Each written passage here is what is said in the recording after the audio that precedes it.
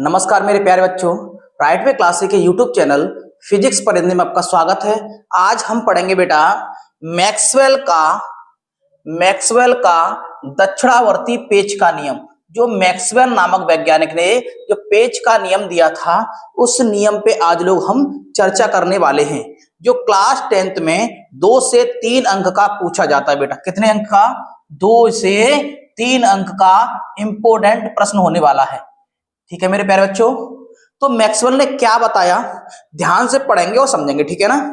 देखो, यदि किसी पेचकस को दाएं हाथ में पकड़कर इस प्रकार घुमाएं के, ध्यान सुनना, उन्होंने बताया दाएं हाथ में अगर पेचकस को पकड़ा जाए, दाएं हाथ कौन सा होता है? ये वाला। इस तरह से मैंने मान लीजिए पेचकस को पकड़ लिया, ठीक है, ये पेचकस की नोक है।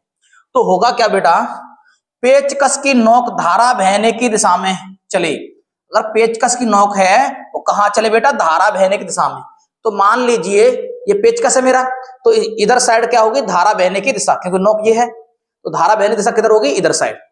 तो होगा क्या, चले तो जिस दिशा में पेचकस को घुमाने के लिए, तो जिस दिशा में पेचकस को घुमाने के लिए अंगूठा घूमता है, क्या घूमता बेटा?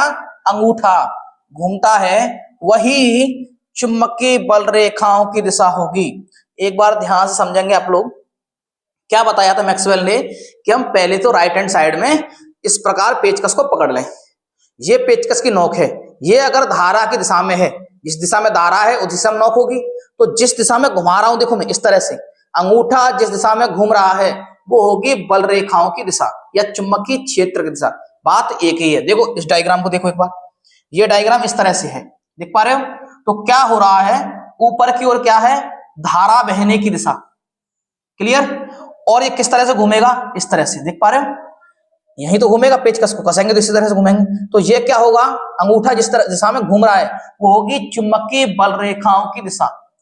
तो नोट बना के आप लोग लिख सकते हो कि पेचकस के नियम से क्या ज्ञात किया जाता है। तो आप लोग बताओगे चुंबकीय क्षेत्र की दिशा या चुंबकीय बल रेखाओं की दिशा, बात एक ही है, ठीक है ना। तो इससे यह ज्ञात किया जाता है। वेरी वेरी इंपोर्टेंट प्रश्न है। और मैं बेटा आपको एक बात बता दूं, अगर आप लोग चैप्टर वाइज वन शॉट चाहते हो, प्रत्येक चैप्टर की वन शॉट, तो कमेंट में लिख देना चैप्टर 1, 2 जो भी हो और वन शॉट, तो मैं इसकी भी वीडियो आपके पास प्रोवाइड कर दूंगा।